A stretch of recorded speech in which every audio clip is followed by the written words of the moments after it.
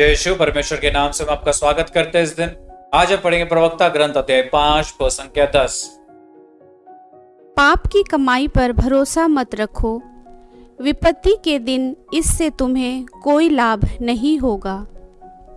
मेरे भाई और बहनों, परमेश्वर का वचन कहता है गलत तरीके से पैसा कमाया हुआ किसी का लाभ नहीं करता और विपत्ति के दिन वो किसी काम का नहीं, क्योंकि गलत पैसा गलत चीजों में चला जाता है, गलत आदत में चला जाता है।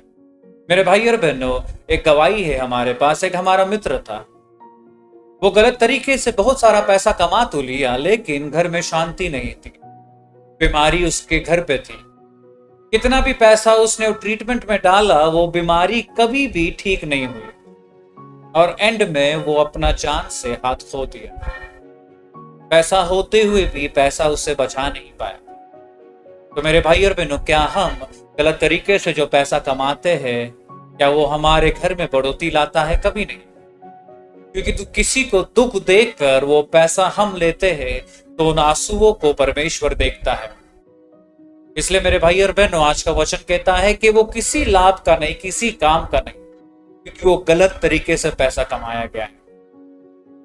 अगर हम पैसा कमाना चाहते हैं तो अपने ध्यान को परमेश्वर की ओर लगाएंगे, क्योंकि परमेश्वर एक पिता है और हमें हर एक चीज उससे भरता है। इसलिए उसका वचन कहता है कि राज्य की खोज करो और बाकी सब चीज तुम्हें दिया जाएगा।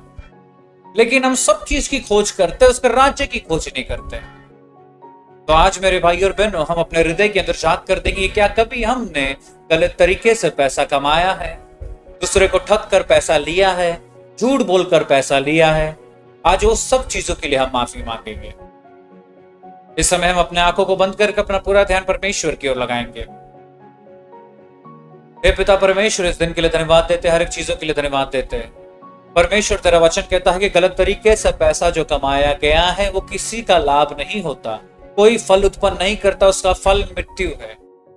तो परमेश्वर, क्या हम इस समय अपने हृदय के अंदर झांक कर देखते हैं, अगर हमने परमेश्वर गलत तरीके से पैसा कमाया है, झूठ बोलकर पैसा लिया है, दोस्तों से ठग कर पैसा लिया है, वो सब चीजों के लिए सुबह माफी मांगते परमेश्वर।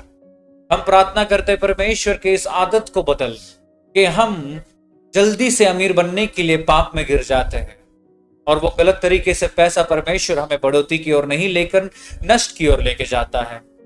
तो इस सुबह वो सब चीजों के लिए माफी मांगते हैं। तेरे लहू से हमें शुद्ध कर, हमें सही रास्ते में चलाने के लिए तेरे पवित्र आत्मा का सहायता हमें दे, कि हम अपने हृदय को, अपने शरीर को, अपने मन को, सोच को, हर चीज को तेरे अनुसार चलाएं।